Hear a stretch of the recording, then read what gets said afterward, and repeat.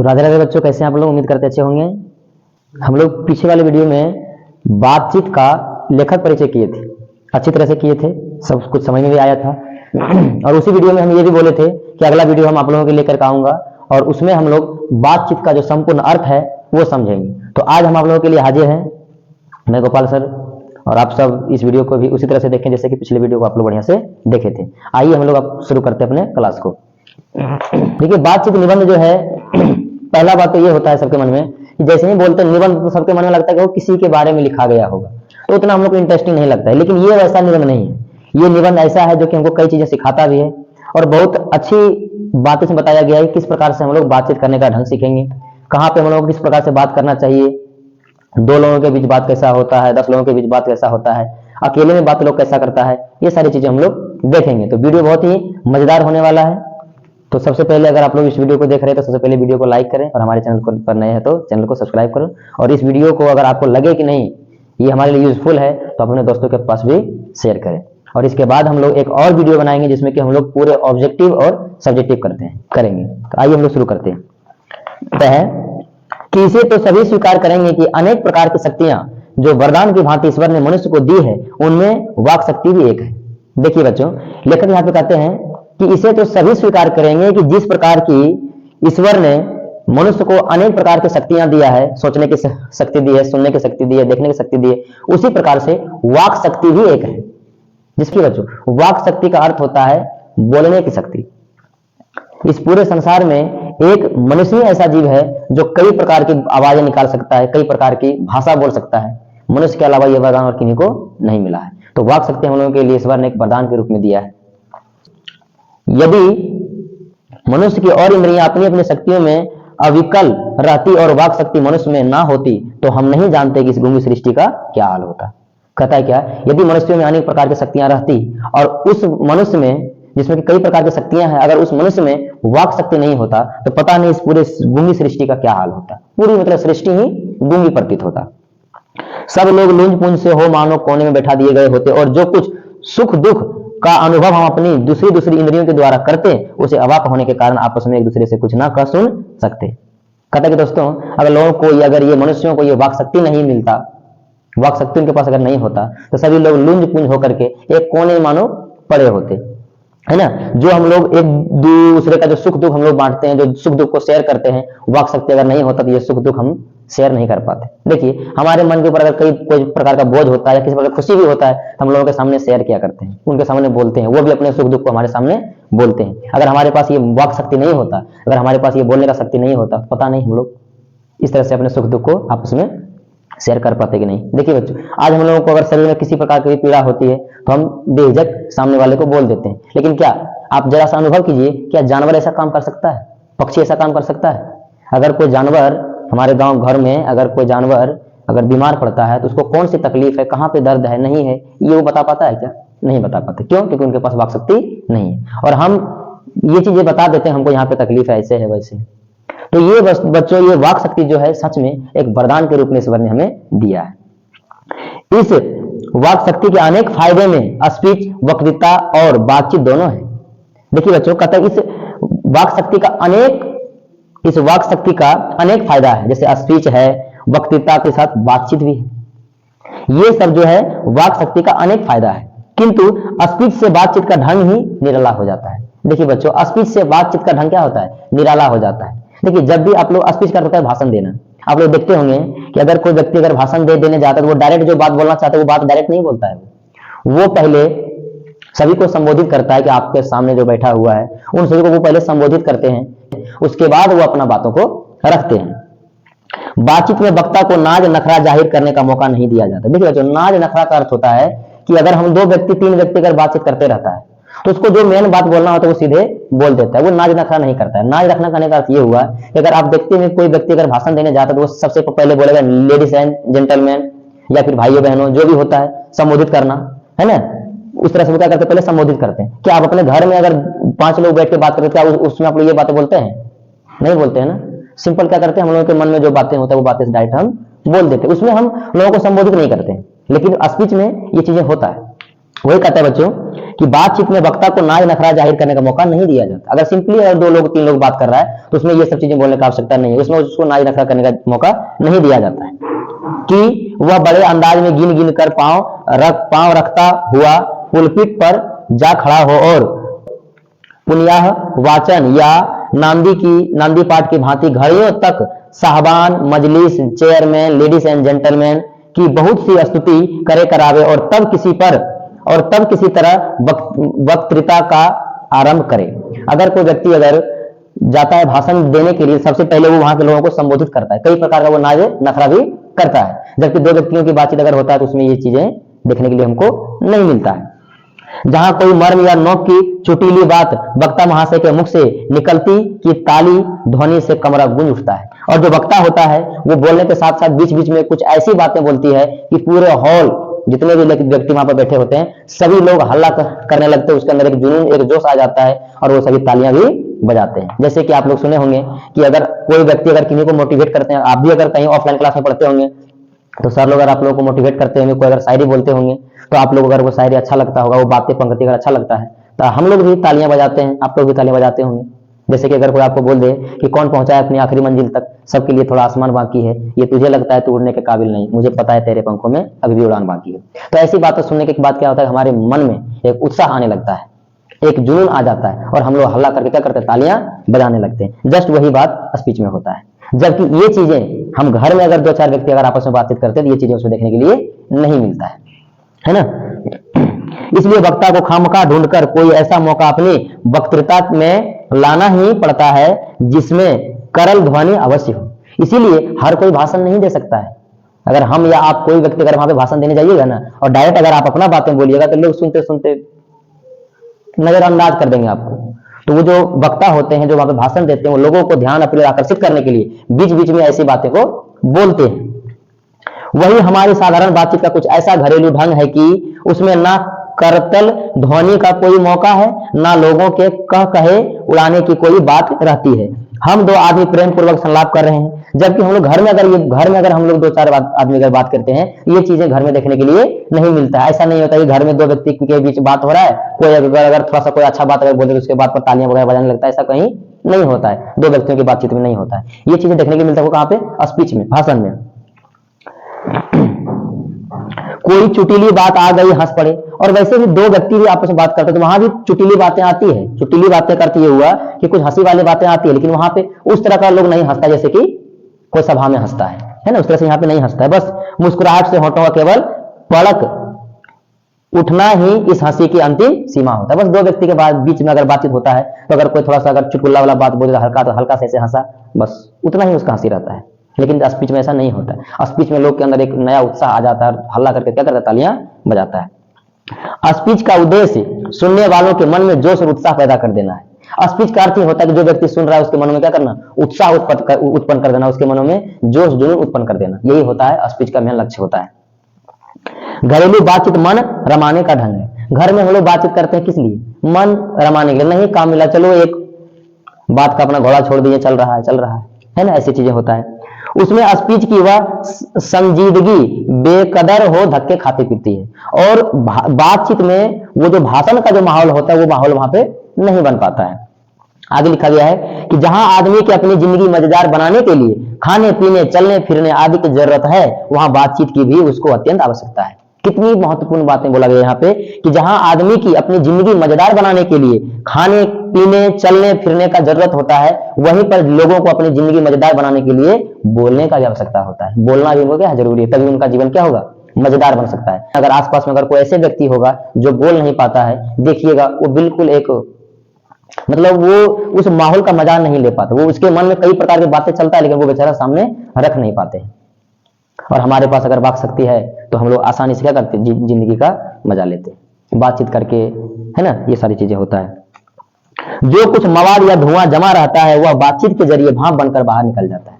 वैसे भी आप देखे होंगे कि यदि आपके घर में अगर आपका कोई छोटा भाई या छोटी बहन है तो अगर पापा आपको बोले जाओ गेहूं पिसा के ले आओ, आप बोला वो नहीं जाएंगे, तो पापा आपको दे दिए एक लपड़, तो आपको गुस्सा आ गया, तो आप क्या करते हैं, पापा के ऊपर तो गुस्सा उतार नहीं सकते, क्योंकि अगर पापा के ऊपर गुस्सा उतारेंगे तो फिर पड़ेगा दो। तो हम लोग कहाँ जाते हैं? घर में। और अपने जो छोटा भाई रहता है उसको भी क्या करते हैं? लपड़ लगाते हैं। क्या पिसाने का जाता तो पिताजी भी हमको नहीं मारता, तो आप क्या करते हैं? किन्हीं और का गुस्सा किन्हीं और के ऊपर उतारते हैं। अगर बोल नहीं पाइएगा तो क्या आप अपने मन में जो आपका जो भड़ास चल रहा है उसको आप नहीं निकाल पाइएगा। तो ये चीजें होता है। वही कहता है कि जो कुछ मवाद या धुआं हमारे अंदर जमा रहता है ना, वह बातचीत के जरिए भाप बनकर निकल जाता है। चित्त हल्का और स्वच्छ हो, परम आनंद में मग्न हो जाता है। और जब हम अपने मनों का बात किसी के सामने बोलते हैं तो वहां पे क्या होता है कि एकदम मन एकदम स्वच्छ और हल्का हो जाता है। मेरा जो है आत्मा एकदम तृप्त हो जाता है, हल्का हो जाता है। लगता है हाँ हम अपने दुखों को किसी के सामने कहे, है ना। या फिर कभी कभी आप अपना तारीफ भी किसी के सामने करते हैं तो बड़ा आनंद आता है हम अपना तारीफ वहां पे किए। कई व्यक्ति ऐसे आपको देखने के लिए मिलेगा जो अपनी तारीफें करते फिरता है तो उसको एक आनंद आता है।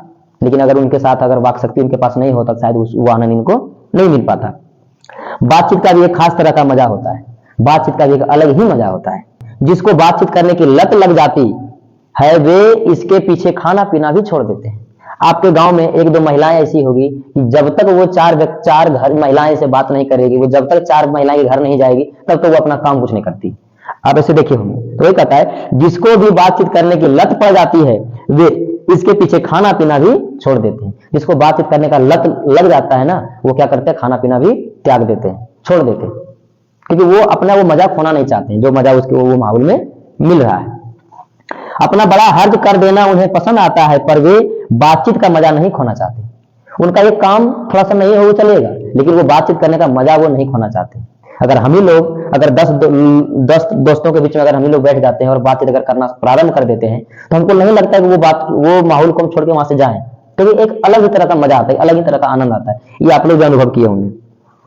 आगे कहता है कि रॉबिन्सन क्रूसो का किस्सा बधुआ लोगों ने पढ़ा होगा। अर्थात रॉबिन्सन क्रूसो एक व्यक्ति था, उनके बारे में बहुत लोग जानते हैं। क्या जानते हैं?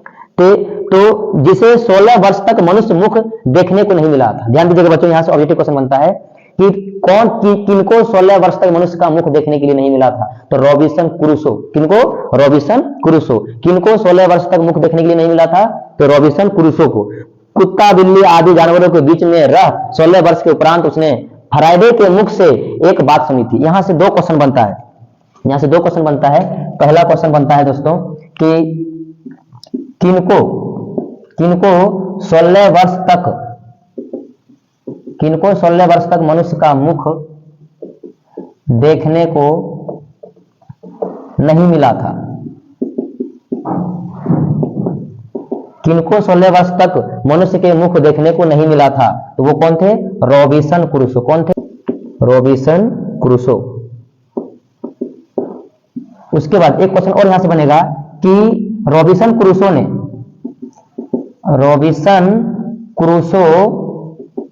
किनके मुख से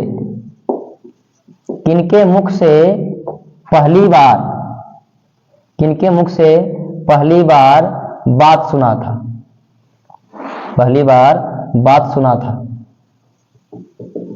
किनके मुख से पहली बार बात सुना था? तो आंसर क्या होगा इसका? फ्राइडे। क्या होगा आंसर? फ्राइडे के मुख से पहली बार ये बात सुनी थी। तो ये क्वेश्चन बहुत इंपॉर्टेंट बनता है कि किनको 16 वर्ष तक मनुष्य का मुख देखने को नहीं मिला था? तो रॉबिन्सन क्रूसो को। किनको? रॉबिन्सन क्रूसो को पहली बार किनके मुख से बात सुनने के लिए मिला था? तो फ्राइडे के मुख से। किनके मुख से? फ्राइडे के मुख से।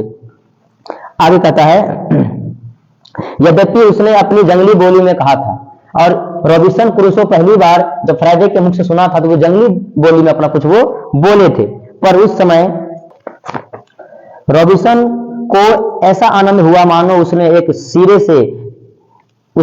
नए सिरे से फिर से आदमी का चोला पाया हो। और उन्होंने जब पहली बार फ्राइडे के मुख से जब एक बात सुना था, आवाज सुना था, तो उनको बहुत ही आनंद आया। उनको लगा कि हम फिर से क्या कि मनुष्य के जीवन में दोबारा जन्म लिए हैं। इससे सिद्ध होता है कि मनुष्य की वाक शक्ति में कहां तक लुभा लेने की ताकत है, और इससे पता चलता है कि मनुष्य की शक्ति के बातों में लोगों को कहां तक लुभा लेने की शक्ति है। देखिए बच्चों, हम लोगों को अगर कोई व्यक्ति अगर अपने जाल में फंसाता है कैसे? मीठी मीठी बातें बोलकर, अर्थात वो अपने बातों से ही ना, अर्थात बात में भी व्यक्ति को लुभा लेने की ताकत होती है। आगे कहता है कि उन्हें यहाँ पे कहते व्यवहार है कभी एक बार भी साक्षात्कार नहीं हुआ, उन्हें अपने प्रेमी से बात करने की कितनी लालसा रहती है। देखिए कितनी सुंदर बातें कहा गया है कि मान लीजिएगा कि 2 प्रेमी है, एक है ना, 2 कितना है? एक प्रेमी और एक प्रेमिका है, और वो हमेशा मतलब SMS पर ही बात करते हैं या फिर चिट्ठी के द्वारा। मान लेते हैं कि चिट्ठी का जमाना है, चिट्ठी पर बात करते हैं, तो वो दोनों एक दूसरे से आमने सामने बात करने के लिए ललायत रहते हैं कि कब ऐसा मौका आएगा सुनहरा कि हम दोनों आपस में बात करेंगे, सामने से कभी भी एक बार मुलाकात हो जाए, बात हो जाए। तो वो लोग जो है बहुत ही मतलब इसके लिए वो लालायित रहते हैं, है ना। तो ये होता है वाक शक्ति का ताकत। आगे कहता है अपना अभ्यंतरीण भाव दूसरे पर प्रकट करना और उसका आशय आप ग्रहण कर लेना शब्दों के ही द्वारा ही हो सकता है। और देखिए बच्चों, हमारे अंदर क्या है, आपके अंदर क्या है, एक दूसरे के बारे में हम कैसे जानेंगे? तो बातों के द्वारा, बातचीत करके ही हम लोग ये चीजें जान सकते हैं। सच है, जब तक मनुष्य बोलता नहीं तब तक उसका गुण दोष का प्रकट नहीं होता है। ये देखिए कितनी अच्छी लाइन बोला गया है कि सच है कि जब तक मनुष्य बोलता नहीं तब तक उसका गुण दोष प्रकट नहीं होता। देखिए हमारा अंदर क्या गुण है, क्या अवगुण है, ये पता कैसे चलेगा? जब हम सामने वाले से बात करेंगे। क्या करेंगे? सामने वाले से बात करेंगे। देखिए वैसे भी आप देखिएगा, कहा जाता है अगर किन्हीं के गुण को अगर जानना हो कि वो व्यक्ति कैसा है, तो आप उसके साथ कुछ बातचीत कीजिए, उसके पास कुछ समय दीजिए। तो आप उससे, अगर वो व्यक्ति आपसे बात करेगा तो उनके बातों से आपको पता चल जाएगा उनके अंदर क्या गुण है और क्या अवगुण है। चेहरा से पता नहीं चलता है ना। तो वही बात यहाँ पर बोला गया है कि जब तक मनुष्य बोलता नहीं तब तक उसका क्या प्रकट नहीं होता है, तो उसका गुण दोष का पता नहीं चलता है। और ये बात को बोला है कौन? Ben Jonson. कौन बोले? Ben Jonson. बेन जॉनसन का यह कहना है कि बोलने से ही मनुष्य के रूप का साक्षात्कार होता है।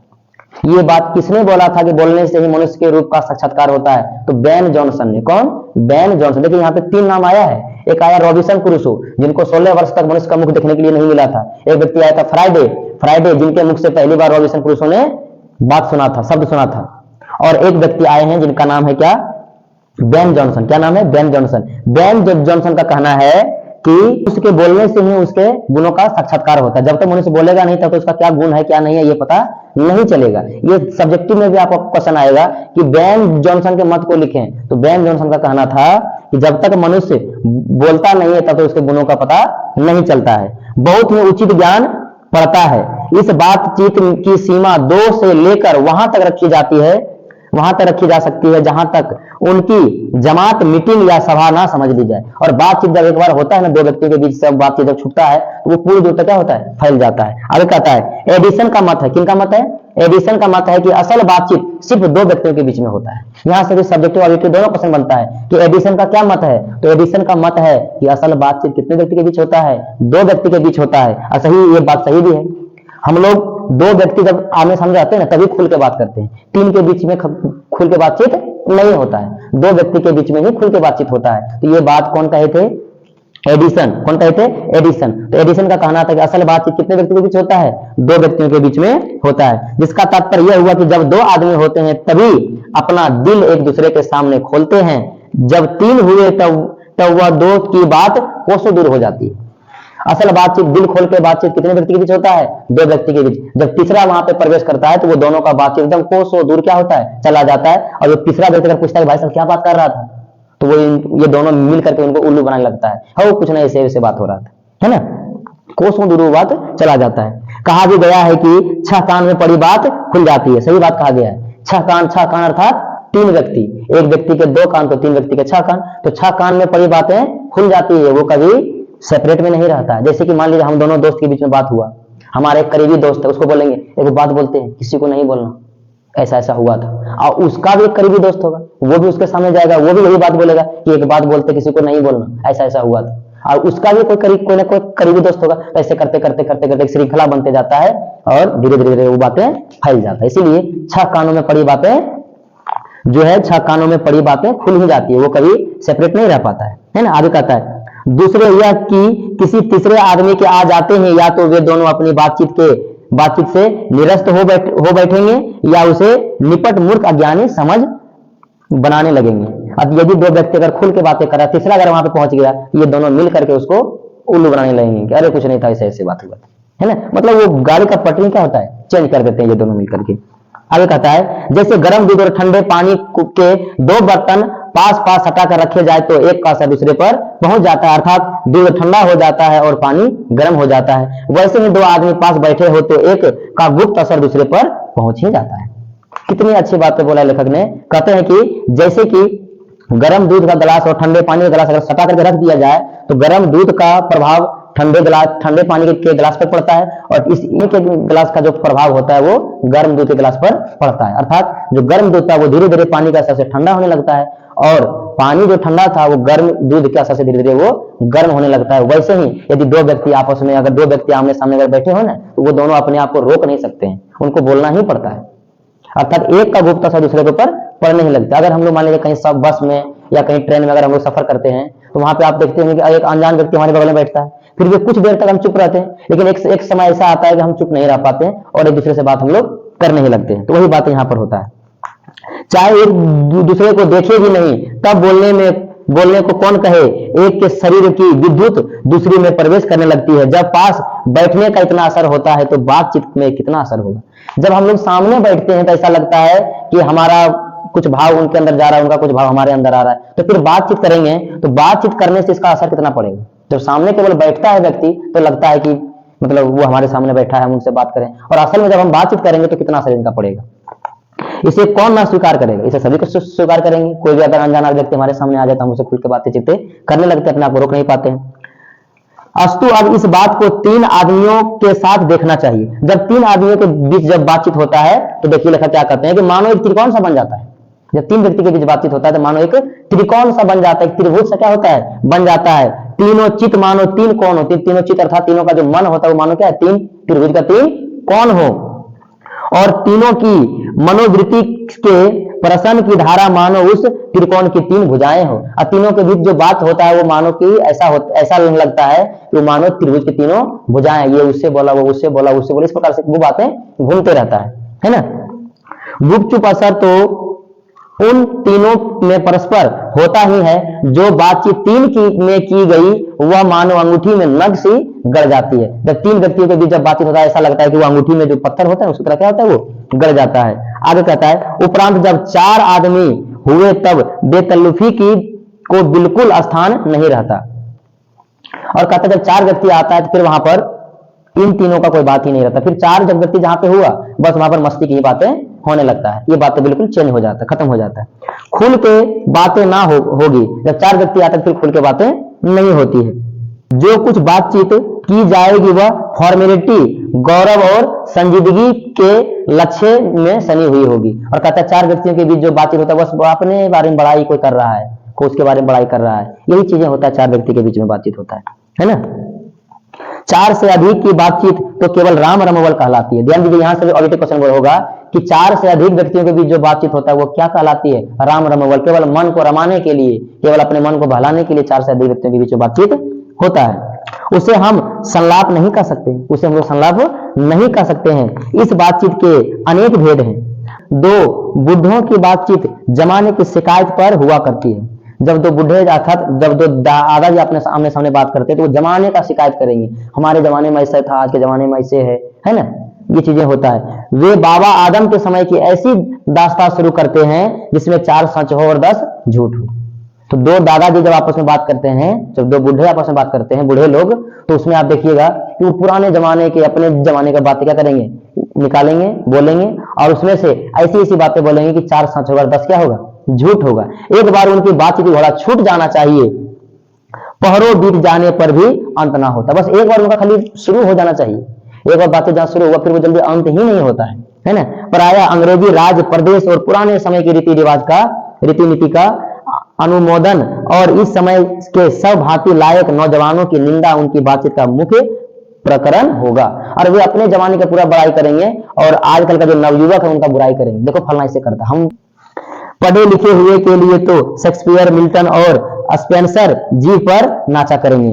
अपनी लियाकत के नशे में चूर हम चुनी बिगड़े नेस्त अखड़पन की चर्चा छेड़ेंगे और अपने बारे में पूरा एकदम अपने जमाने की चीजें छेड़ते रहेंगे। अब ध्यान दीजिएगा, कहता है हम 2 सहेलियों की बातचीत का कुछ ढंग ही देखिए। जब 2 सहेलियों के बीच जब बातचीत होता है तो उसका ढंग ही क्या है, बिल्कुल निराला है। वो 2 सहेलियां जब बातचीत करता है तो एकदम सुनने में आपको आनंद आएगा, है ना। रस का समुद्र मानो उमड़ चला आ रहा है। 2 सहेलियां जब बातचीत करती है तो ऐसा लगता है कि मानो एक रस का समुद्र उमड़ा आ रहा है ना। उसका पूरा स्वाद उन्हीं से पूछना चाहिए जिन्हें ऐसे ही रस सनी बातें सुनने को कभी भाग लड़ा है। और ये बातें उनसे पूछिए जो कभी सौभाग्य से दो सहेलियों के बीच हो रहे बातचीत को वो सुना हो, वो देखा हो। दो सहेलियां अगर आपस में बातचीत करती हैं तो तरह तरह की बातें करती, एकदम रस भरा बातें होती है ना। ये स्वाद उन्हीं से पूछिए, स्वाद जो कि जिनको ये सौभाग्य मिला हो सुनने के लिए कि दो सहेलियों के बीच बातचीत किस प्रकार से होता है। दो बुढ़ियों की बातचीत का मुख्य प्रकरण बहू बेटियों वाले हुई तो अपनी बहुओं या बेटों का गिला शिकवा होगा, या वे बिरादराने का कोई रसरा छेड़ बैठेगी कि बात करते करते अंत में खोटे दांत निकल पड़ने लगेगी। कहता है क्या, अगर दो बुढ़ियों के बीच बातचीत हुआ तो उनके बातचीत में अगर सास बहू का बहू बेटियों का अगर बातचीत हुआ तो अपने बहू की बहुत सारी बुराइयां लेकर के बैठ जाएगी और अपने बेटी की बहुत सारा अच्छाइयां लेकर के बैठ जाएगी, और या फिर अपने रिश्तेदार का कोई रस भरा चीजें छेड़ देगी, बात छेड़ देगी, और उसमें अंत में क्या होता है कि उनका जो खोटे दांत खाने का अर्थ ये हुआ कि अगर कोई भी अगर हमारे घर में अगर दादी वगैरह अगर बूढ़ी हो जाती है तो उनका कई दांत भी टूट जाते हैं, तो वो जब हंसती है तो बहुत प्यारी लगती है देखने में, है ना। वही होता है, खोटे दांत क्या आते हैं इनके, निकल जाते हैं। लड़कों की बातचीत खिलाड़ी हुई तो अपनी अपनी तारीफ करने के बाद वे कोई सलाह गांठेंगे जिससे उनको अपनी शैतानी जाहिर करने का पूरा मौका मिले। और अगर लड़कों का बातचीत हुआ और अगर वो लड़का खिलाड़ी निकला, क्या निकला, खिलाड़ी निकला, तो वे अपने तारीफ में कई बातें बोलेगा, है ना। ऐसा बातें बोलता है कि उनको शैतानी करने का मौका मिल जाता है। स्कूल के लड़कों की बातचीत का उद्देश्य अपने उस्ताद की शिकायत या तारीफ या अपने सहपाठियों के किसी के गुण अवगुण का कथोपकथन होता है। और अगर वो लड़का स्कूल का हुआ, अगर पढ़ने लिखने वाला कोई अगर लड़का हुआ स्कूल का हुआ, तो उनका जो उस्ताद जो उनके जो सहपाठी में जो सबसे ज़्यादा तेज होता है पढ़ने में, या तो उनका पूरा बड़ाई करेगा या फिर उनका बुराई करेगा, है ना।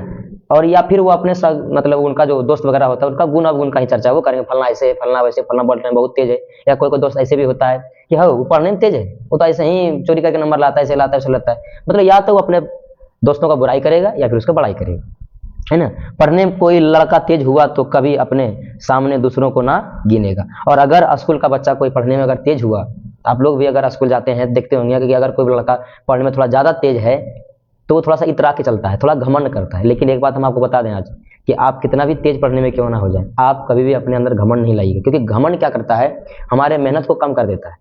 जब हमारे अंदर घमंड आ जाता है, अहंकार आ जाता है ना, तो फिर हम उसके ऊपर काम करना बंद कर देते हैं, है ना, जिससे कि धीरे धीरे वो हम पीछे होते चले जाते हैं। तो कभी पढ़ाई में घमंड नहीं करना, है ना। लेकिन कई लड़के ऐसे होते हैं कि थोड़ा सा अगर अच्छा, अगर 10th में अगर अच्छा नंबर आ गया या फिर स्कूल में थोड़ा पढ़ने में तेज है, कोई उनसे अगर दो सवाल अगर पूछने के भैया थोड़ा बता दीजिए, तो बड़ा एकदम मतलब इतरा के क्या करता है, जवाब देता है। तो ऐसा नहीं होना चाहिए। आगे कहता है सुस्त और बोधा हुआ तो दबी बिल्ली का सा स्कूल भर को अपना गुरु ही मानेगा। और अगर आप देखते हैं कोई अगर स्कूल में कोई ऐसा हमारा दोस्त होता है जो बिल्कुल एकदम मतलब गोलू बच्चा, जिसको हम लोग कहते हैं ना, गोलू बच्चा, वो अगर हुआ तो बेचारा वो सबसे मिलजुल के रहेगा, पूरा स्कूल को ही वो अपना गुरु मानेगा, है ना। कोई भी अगर कोई छोटा बच्चा भी अगर कोई काम कर दे तो बेचारा कर लेता है ना। तो अगर कोई बच्चा अगर इसी तरह से यहाँ बोला गया है कि अगर कोई बच्चा सुस्त और बोधा हुआ तो दबी बिल्ली का सा स्कूल भर को अपना गुरु मानेगा। एक छोटा बच्चा ही बोलेगा थोड़ा सा अपना पेंसिल दो, बेचारा बोले ठीक है भाई सब लीजिए। तो ऐसा ही इसको हम लोग गोलू बच्चा बोलते हैं ना।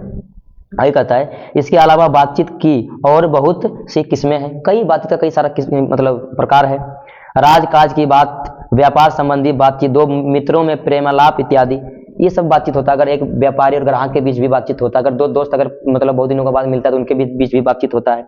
तो बातचीत का कई प्रकार है। हमारे देश में और शिक्षित लोगों में बदकही होती है। एक बात ध्यान दीजिएगा, यहाँ पर ये ऑब्जेक्टिव क्वेश्चन पूछेगा कि हमारे देश में जो अशिक्षित लोग होते हैं, जिनके पास ज्ञान नहीं होता, उनके बीच बातचीत नहीं होता है, बदकही होता है। क्या होता है, बातचीत नहीं होता बल्कि बदकही होता है। अर्थात वो झूठ मूठ का ही कुछ से कुछ बात बोलते रहेंगे, है ना, फालतू बात बोलते, जिनका कोई मतलब ही नहीं निकलता है, उसको हम लोग बदकही कहते हैं। क्या कहते हैं, बदकही। तो यहाँ पे पूछा जाएगा कि अशिक्षित लोगों के बीच क्या होता है, बातचीत नहीं होता, क्या होता है, बदकही होता है। आगे कहता है लड़की लड़के वालों की ओर से एक आदमी बिचवई होकर दोनों में विवाह संबंधी की कुछ बातचीत करते हैं। ध्यान दीजिएगा। और अगर शादी ब्याह का बातचीत हुआ तो एक अगुआ होता है, जिसको हम लोग बिचवई, इसमें कहा गया बिचवई, उसको हम लोग अगुआ कहते हैं। अर्थात वो उधर का भी बात उधर का बात इधर बोलेगा, इधर का बात उधर बोलेगा। अर्थात उसका काम ही होता है रिश्ता को बनाना, है ना, रिश्ता को जोड़ना। तो वो विवाह संबंधी बातचीत करते हैं। वो क्या करते हैं, लड़का का भी तारीफ लड़की के पेरेंट्स के साथ करेंगे और लड़की का तारीफ लड़का के पेरेंट्स के पास करेंगे, ताकि वो दोनों को मतलब रिश्ता दोनों का बन जाए, है ना। आगे कहता है उस दिन से बिरादरी वालों को जाहिर कर दिया जाता है कि अमुक की लड़की का अमुक के लड़के के साथ विवाह पक्का हो गया, और यह रस्म बड़े उत्सव के साथ की जाती है। लड़का लड़की अगर पसंद हो जाता है तो पूरे बिरादरी वालों को ये मतलब सूचित कर दिया जाता है, अमुक की लड़की अमुक के लड़के के साथ शादी, इसका विवाह तय हो गया। यहाँ पर अमुक अर्थात व्यक्ति का मतलब, वहां जैसे हम लोग ने मैथ मानते हैं इसको एक्स, तो यहाँ पे वही अमुक नाम मतलब एक संबोधन किया गया है ना। आगे कहता है, और ये जो उत्सव होता है बड़ा ही, जैसे हम लोग के यहाँ अगर रिश्ता तय होता है तो धोती पहनाता है, रंगा हुआ धोती पहनाएगा, है ना, खाना खिलाता है कई प्रकार का, है ना, कुछ मतलब कुछ शगुन भी दिया जाता है, उसी प्रकार से बड़ा ही धूमधाम से ये होता है। आगे कहता है, चंडू खाने की बातचीत भी निराली होती है, निदान बात करने के अनेक प्रकार और ढंग है, अर्थात बातचीत करने का अनेक प्रकार और ढंग है। आगे कहता है, यूरोप के लोगों में बातचीत करने का हुनर है, यूरोप के लोगों में क्या है, बातचीत करने का हुनर है ना। आर्ट ऑफ कन्वर्सेशन यहाँ तक बढ़ा है कि स्पीच और लेख दोनों इसे नहीं पाते। और कहता है, यूरोप के लोगों में बातचीत करने का अद्भुत कला है, जिसे हम लोग आर्ट ऑफ कन्वर्सेशन क्या कहते हैं, आर्ट ऑफ कन्वर्सेशन कहते हैं ना। और ये जो आर्ट ऑफ कन्वर्सेशन यूरोप के लोगों में है, वो शायद आपको कोई स्पीच में भी नहीं मिलेगा। इसकी पूर्ण शोभा काव्य कला प्रवीण द्विंद मंडली में है। ऐसे चतुराई के प्रसंग छेड़े जाते हैं कि उन्हें सुन कान को अत्यंत सुख मिलता है। और वो लोग बात करते करते ऐसे चुटकुले छोड़ते हैं, ऐसे मतलब रस भरे बात बोलते हैं कि इस कान को सुन के अत्यंत मतलब सुख प्रदान होता है। आगे कहा गया है, सुहृदय कोष्ठी, इसी का नाम सुहृदय कोष्ठी है ना। सुहृदय कोष्ठी की बातचीत की यह तारीफ है कि बात करने वालों की लियाकत अथवा पंडिताई का अभिमान या कपट कहीं एक बात में भी प्रकट ना हो, वरन क्रम में रसाभास पैदा करने वाला शब्दों को बरकते हुए चतुर सयाने अपनी बातचीत को सरस रखते हैं। वह रस हमारे आधुनिक शुष्क पंडित की बातचीत में, जिसे शास्त्रार्थ कहते हैं, कभी आवेगा ही नहीं। मुर्ग और बटेर की लड़कियों की झपटा झपटी के समान उसकी नीरस कांव में सरस संलाप की चर्चा ही चलना व्यर्थ है। वरन कपट और एक दूसरे को अपने पंडित के प्रकाश के बाद में परास्त करने का संघर्ष आदि रसाभास की सामग्री वहां बहुतायत के साथ आपको मिलेगी।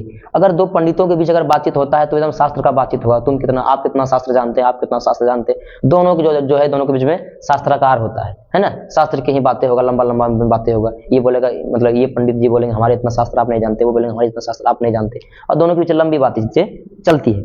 घंटे भर तक काँव काँव करते रहेंगे तो कुछ ना होगा, और वो लोग घंटों तक जो है बातें को बढ़ाते रहते हैं। बड़ी बड़ी कंपनी और कारखानों आदि बड़े से बड़े काम इसी तरह पहले 2-4 दिली दोस्तों की बातचीत से शुरू किए गए, उपरांत बढ़ते बढ़ते यहाँ तक बढ़े कि हजारों मनुष्यों की उनसे जीविका चलने लगी और साल में लाखों की आमदनी होने लगी। पहली बार अगर कोई व्यक्ति व्यापार अगर करता है, व्यापारी अगर बनता है, तो वो पहले 2-4-10 आदमी से बातचीत करता है, उनको अपने काम में रखता है। फिर धीरे धीरे ये बातचीत के जरिए ही इतना ज़्यादा फैल जाता है, उनके अंडर में हजारों लोग अपना काम करके अपनी आजीविका चलाते हैं, और उस कंपनी वाले को लाखों रुपए का मुनाफा होता है।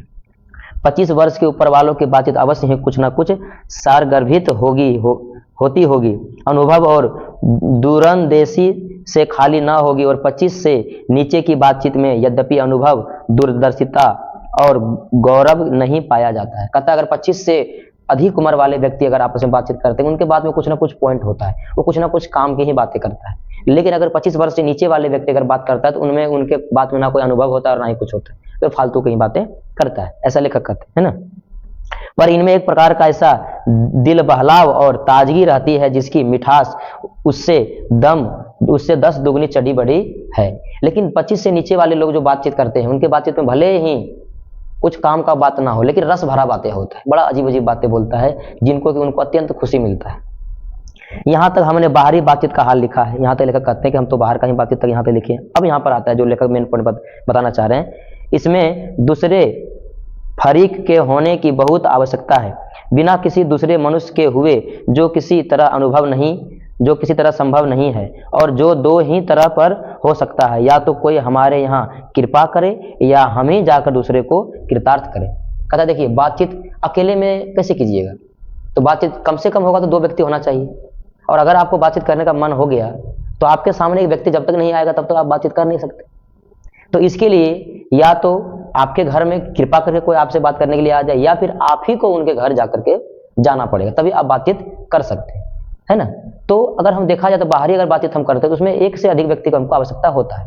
लेकिन क्या लेखक अब यहाँ पे ये कहते हैं कि अगर मान लिया जाए हमारे पास कोई व्यक्ति नहीं आता है तो हम कैसे बातचीत करें, है ना। उसमें ये लेखक कहते हैं पर यह सब तो दुनियादारी है जिसमें कभी कभी रसाभास होते देर नहीं लगती। लेकिन कहता ये दुनियादारी है, अगर कभी भी हम लोगों से बातचीत करते हैं तो कभी ऐसा बात होता है कि हमारा बात उनको चोट लग जाता है, उनको बुरा लग जाता है और हम दोनों में फिर एक प्रकार का मतभेद होना शुरू हो जाता है। तो लेखक यहाँ पे ये कहते हैं, क्योंकि जो महाशय अपने यहाँ पधारे उनकी पूरी दिलजोई ना हो सकती तो शिष्टाचार में त्रुटि हुई। अगर हमारे यहाँ कोई बातचीत करने के लिए अगर आता है और अगर हम उनसे बातचीत करते हैं और उनके मन को संतुष्ट अगर नहीं कर पाते, उनको बैठने के लिए ठीक से नहीं दिए, चाय नहीं पूछे, नाश्ता नहीं पूछे, तो उनको लगता है कि मेरा सेवा में कहीं ना कहीं कुछ त्रुटि रख गया है और वो उनका जो है थोड़ा सा उनको खराब बुरा लग जाता है। अगर हम ही उनके यहाँ गए तो पहले तो बिना बुलाए जाना ही अनादर का मूल है और जाने पर अपने मन माफिक बर्ताव ना किया जाए तो मानो दूसरे प्रकार का नया घाव हुआ। अगर मान लिया कि कोई हमको बुलाया और मतलब कोई हमको नहीं बुलाया और हम उनके घर चले गए, तो पहला बात तो जब तक आपको कोई नहीं बुलाता तब तो आप जाइए नहीं, है ना, कभी नहीं जाइए। क्योंकि ये शायद आप लोगों को घर में दादी या दादाजी ये बात कहे होंगे कि जब माँ पार्वती को और शंकर जी को जब उनके मतलब भगवान शंकर जी के ससुराल से जब वो इनके जो ससुर जी थे महायज्ञ कर रहे थे तो इनको निमंत्रण नहीं दिया, है ना। तो माँ पार्वती बोली कि स्वामी हमें भी चलना चाहिए। तो शंकर जी एक बात बोले थे, हमारे गांव देहात में दादा लोग बोलते हैं कि बोले थे कि बिना न्योता के ना जइहें भवानी, ना ही मिलतो लोटा पानी, है ना। ये शायद कहावत आप लोग भी सुने होंगे।